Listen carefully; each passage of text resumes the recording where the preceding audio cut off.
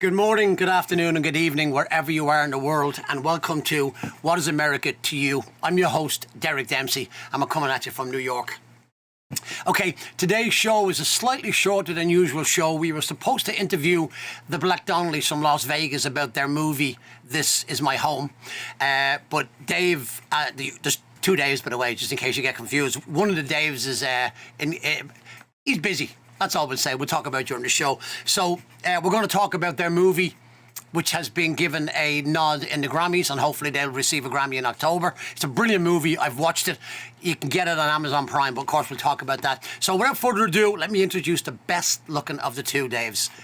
Dave Rooney, how are you doing? Welcome. Let's get it on. I'm doing good, Derek. Thanks for having me. It's great. It's always good to have a chat with you.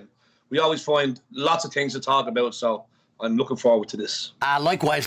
So firstly, I'll say we don't want to give too much away, because when we do the two of you in the interview, although we'll be probably breaking our laughing on the interview all day, we'll have to crack with it. But I do want to say that I want to ask you the movie which I've seen and recommend to everybody. It's called This Is My Home.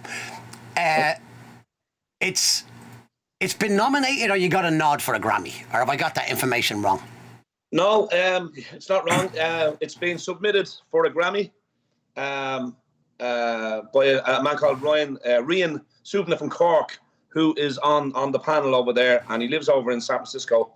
He's on the panel there. Loved the movie, loved it. In fact, he submitted that for the Grammy, and also the song "This Is My Home."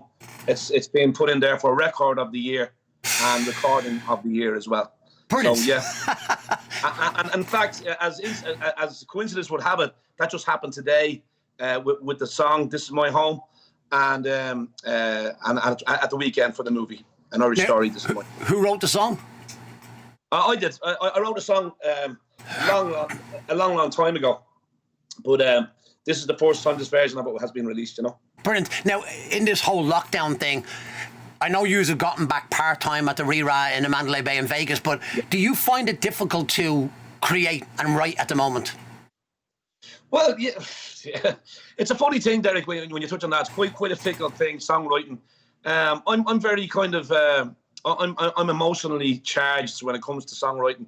I always find in hard times, I find it easier to write a song because my emotions are higher, and if you're striving for something, or something's not happening, or there's a relationship, struggle, or there's a family struggle, that all seems to take me to a place where I get emotional, and then through the emotionality of that, it kind of charges me to write a song. Yeah, I would feel the same. The thing that for me, though, as a writer or a creator, is I always think that what I'm doing has to be heard, even if it's only by one person. And there's something in me since this whole lockdown that feels like I'm not even singing anymore. I'm not even playing music. I mean, I would do a few songs live, but you know how it is when you're in the middle of a gig and you're doing all the favourites and you're throwing one of your own songs. It can halt the show. Yeah, thankfully, how do I put this to you without sounding self? You won't sound that way. You won't sound any way to me. I love honesty. You're an honest man. Well, here's the thing. When you start, and particularly when you're doing it from like a pub venue, let's say, right, and not as in a ticketed venue, which we do both. The ticketed venues are a bit more, for the original music and what have you. So that kind of flies a bit more there. You talk about having the chance to put your stuff out when you're in the pub. I haven't experienced the fact that, I did an original song and then it didn't fly over. Thankfully, the songs have been taken with open arms at air shows. People come back all the time and they ask for them. Generally, what we do, we start off with maybe a cover and maybe we do a couple of instrumentals, and then we have them clapping their hands and stuff like that. And it's a very good way of implementing your songs. Now, we're doing this a long time now, so you have a certain format that you would go by, although no two gigs are the same. Yep. We don't have a set list. That's the way we work it. So, in answer to your question, putting the songs out have always been taken with open arms. And I think the reason for that is the honesty behind the song. the honesty behind the story and the honesty in ourselves as performers, I think that goes a very, very long way. And yeah, thankfully I haven't experienced that. Thank That's brilliant. God. Well, look, I know you're well loved. I know enough people out in the re-raff from the early days, and you're loved by the staff. That's why you're in the position you're in. Quick question, and then we're going to talk a little bit about the movie, but not give too much away. And we're going to roll the what you call it, the trailer. But quick question: is there any song in your repertoire that you just hate doing, or would you even express that? Would I hate doing? Well, the songs, I suppose hate be a strong word. There'll be songs that like I'd like to avoid, like Seven Drunken Nights, or let me see, a song that I'd like to avoid. Certain songs have been played to death, you know what I mean? Although we change the songs and we make them up-tempo a bit more and all the rest of it. But there's certain traditional songs that I wouldn't have a lot of love for. There's some very beautiful ones which I really love. Yeah. So I tend not to use the word hate, but I would say there's others I prefer. In my best like Galway Girl is a tough one for me, and I've done it many different ways. But right. Anyway, I just wondered. Go ahead, Dave. I hear you. And Galway Girl, we play it, and yes, is it played to that? I think so. We speed it up.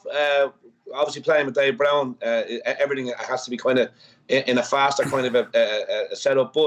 But then he goes into this other stuff where we added on. We add a tag on, an instrumental line onto it, which keeps people dancing and stuff like that. So that kind of helps the song, and then we always do songs a little bit faster and louder and higher and stuff like that, and even change songs to our own way of playing, and we make them our own. So for that reason, that song has survived in the set. You know? But and that's the difference between like a wedding band or a top 40 band. You're not trying to sound like the artist. You're doing your version, which is what all the great, to me, no matter how famous or half known you are, that's why you're not considered a cover band, because you're doing your versions of the songs.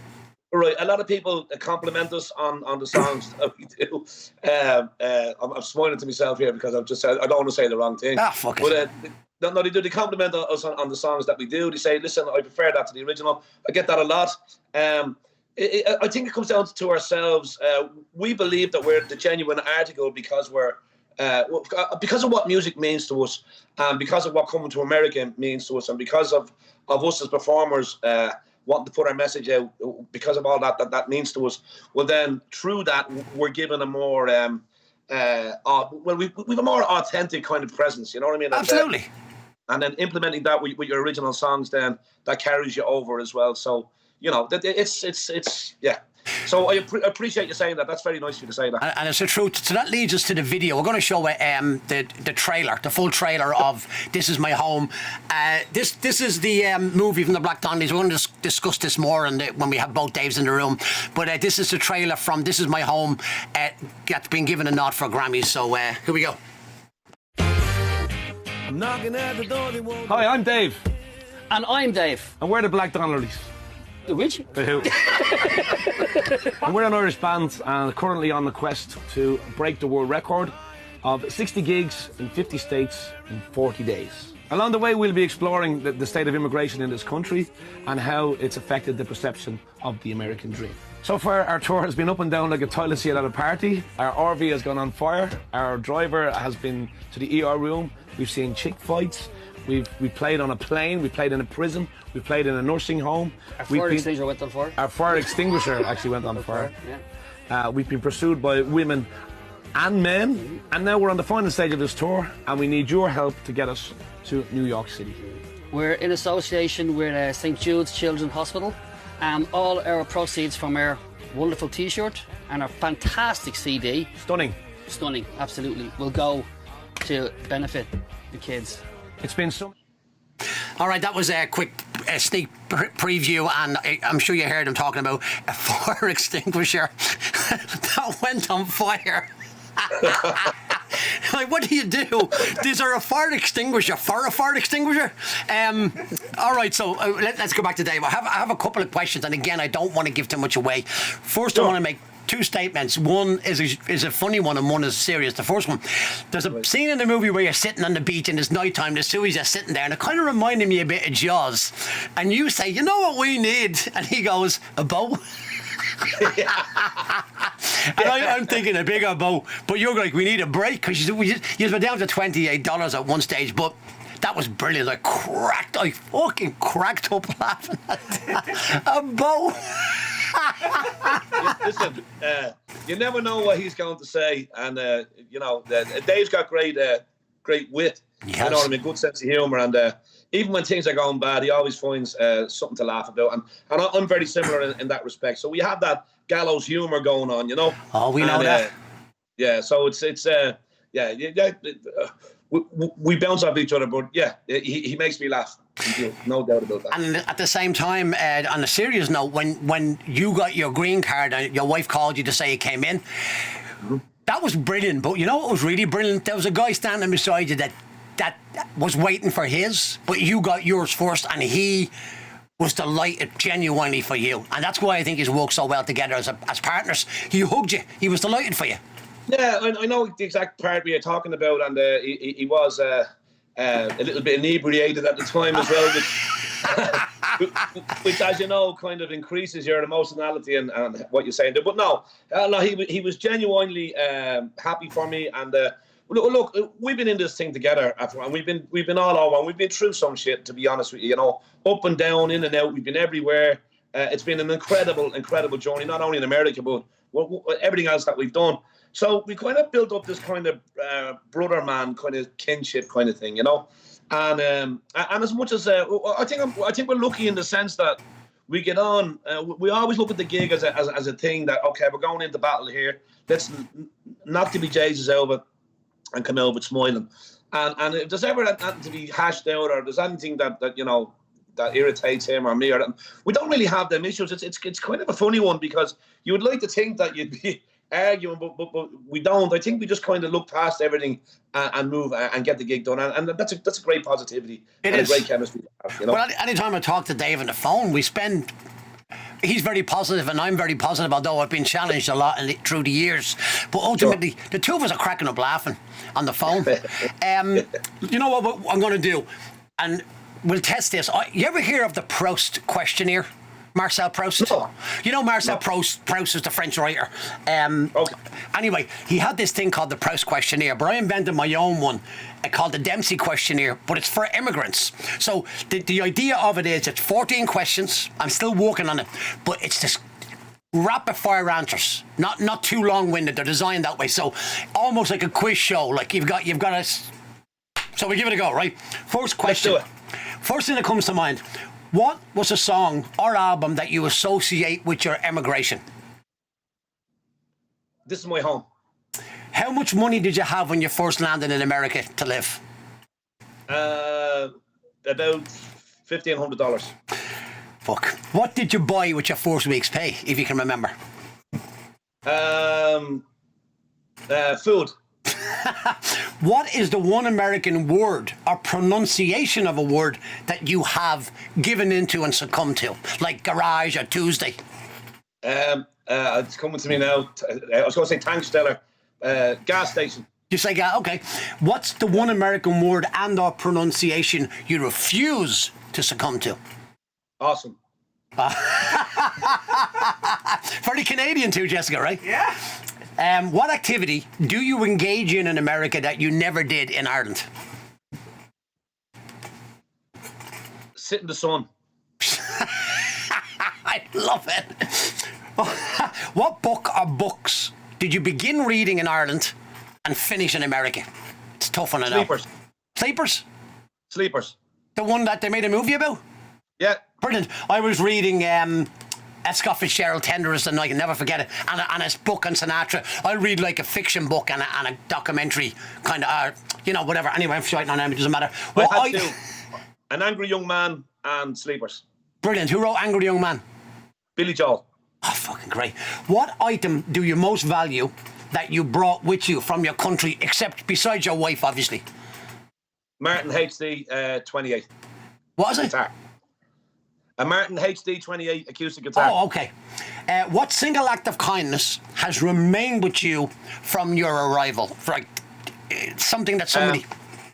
The welcomeness and the openness and friendliness of the American people. Almost exactly what Roy Buckley said and what I say. I fucking love Americans. I love them. Yeah. It's what I wanted from Irish people, and I like Irish people too, but they don't have that same. You know, the Irish are, who do you think you are? With your hat and your tie. Anyway, I gotta wear me hat around my neck and me tie on my head. What is your long-term goal or goals, considering that you live in the land where dreams do come true? To become an American citizen and to be successful in music. I think you've done the second one for sure. For sure. Thank you very much. And I'll get back to the American citizenship in a minute. We'll close with that because I want to talk about immigration. What one thing would you like to see disappear from the world to make it a better place? Anti-immigration. Well, we're getting onto a great conversation about immigration. Jesse, you're going to have to shut me up. Who is your favourite singer and why am I? Sorry, who's your favourite singer? Favourite singer-songwriter is Jeff Lynne, I think. I like Paul Carrick. I like Lou Gramm. I like various 80s singers, but my favourite of all, I just love Jeff Lynne. I love his songs. I just love I love it. I loved Horace, you know the one, the ballad of Horace. Forget the name. Yes, I do. I should know that after. Yes, I've heard it on many occasions. All Over the World is my big one. I just love it. Great song. Okay, last two questions. What advice would you give to the old you, as in the you that came over to America, if you were... Sorry, let me start that again. What advice would you give to the old you flying across the Atlantic the day you left Ireland?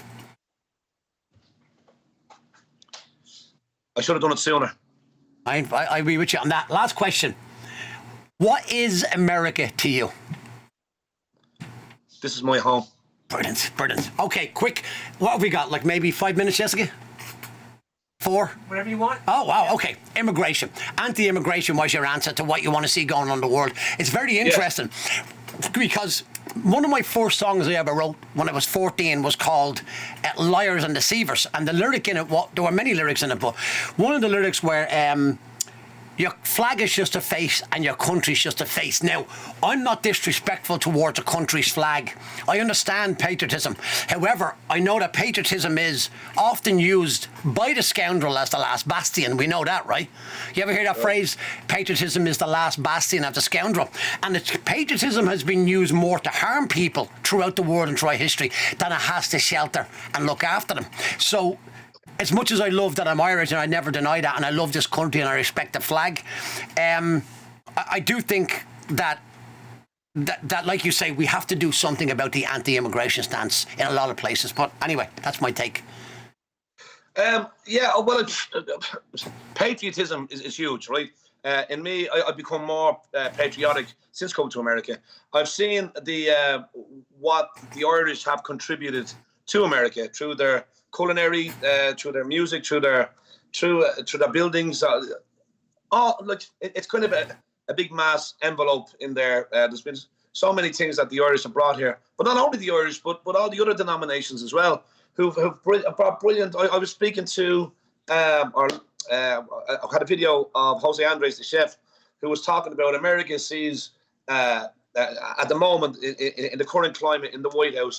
They see immigration as a problem to deal with, where in fact it's an opportunity to seize. Yeah, and I thought that really stuck with me, because if you look at all of the different things that is available, he talked about South American food, it's Caribbean food, French food, all the stuff. He said nearly every country in the world is here. He said there's anywhere else in the world that you can do that. He said the reason why this place is so great is what everyone has brought in and to add to this country, and they think that they're spewing out and only small pockets. They are only the few, and they'll remain the few, where they're talking about songs of hate and songs of you don't belong here. Yet these are immigrants themselves who came here. Their lineage goes back to all other parts of the world, So if they think that's making them stronger, it's not. It's actually making them weak. Let them say what they want to say. It's going to end. I think it'll prevail in the end, and I think it'll come up again. Yeah, absolutely. And there's one thing interesting to me about the natives of this country, the Indians and the Africans. They have a unique position over every other culture, is that their contribution to America came under a different, it came under oppression. When you look at what African Americans have brought to the culture. Music, Soul, blues. soul, blues. Oh, you stop it, man! Like, you know, and I think that's interesting. And of course, maybe the culture, the American Indians, is a little bit different. But I lost my track there. But there's also an interesting thing. I know you speak about 4 languages, right? Yes. And do you speak them all fluently, or? It would really depend. If I'm in the country, I speak Danish very well.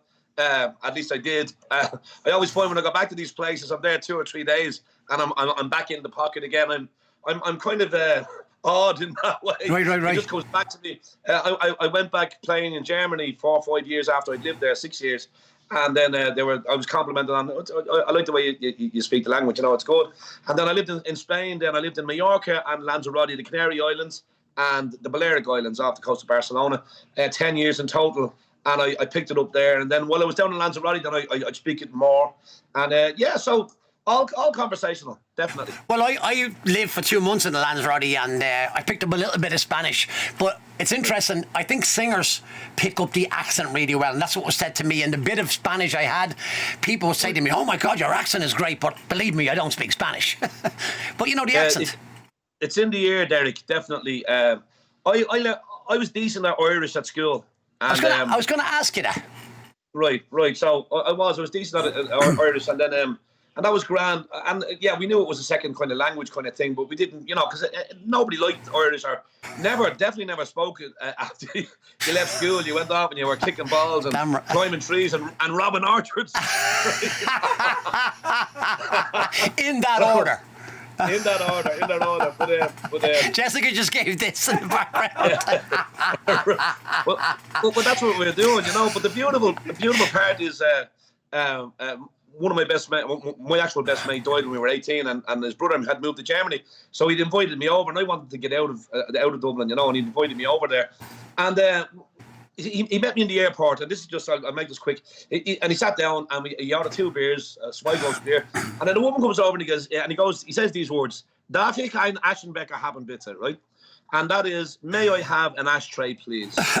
And I was sold there and then, that very moment. I was absolutely sold. I looked at him and I went, "That is magnificent. I want to do that." To learn that language. In 6 months, 8 months, I ended up getting a job. I used to run the karaoke show, but I was a bartender there as well. And then all the numbers and Stimson and bidding, and then, you know, all the numbers, and it was grand. And then I went to work in a hotel as a bellman, driving all the fancy cars and bringing the bags down and all that crack. And I was able to talk German a lot then. And then I anywhere where I went, I always kind of immersed myself in the locals, and I pick up the language really quick. That's brilliant. It's funny you say that. I don't. I speak English, and, you know. And you struggle with that. There you go. Which is clear. We're going to have English lessons on the show. Yeah. But I watch a lot of foreign movies, and I love the sound of Russian and Mandarin. I love the sound of Mandarin. And as I said to you earlier on when we were talking, preparing, you're probably the same. When people come into a show, I look them up and down, and I can tell Irish people, English people. Irish people come into a room like, "Are we going to get arrested or what?" You know, they have that look about them. Where Italians, you've seen an Italian guy come into a room? Skinny. He owns the place. He's dressed a certain way. They have a certain. Their trousers are always this much too short. So, you know, I love watching that. But particularly the flood pants. But listen, Dave, speaking of talking, we've really gone way over a pre-show. So we'll reschedule and do the full interview with the 2 Daves in the next. You know, we'll figure it out. So for now, I've already asked you what America is to you. So we normally close to that. So listen, Dave. Thanks a million, and tell Dave good luck with everything, and we'll talk soon. Okay. Look, thanks very much, Derek. Thanks for having me. Thanks, Have a Dave. good day. You too, gentlemen. Okay, so that was our pre-interview. That was supposed to be 15 minutes long, but I think it might have been about a half an hour long. Guys, thank you for tuning in to What is America to You. Please subscribe to our channel, give us a like, give us a couple of comments, and if you do comment, be respectful to each other. Until the next show, goodbye for now.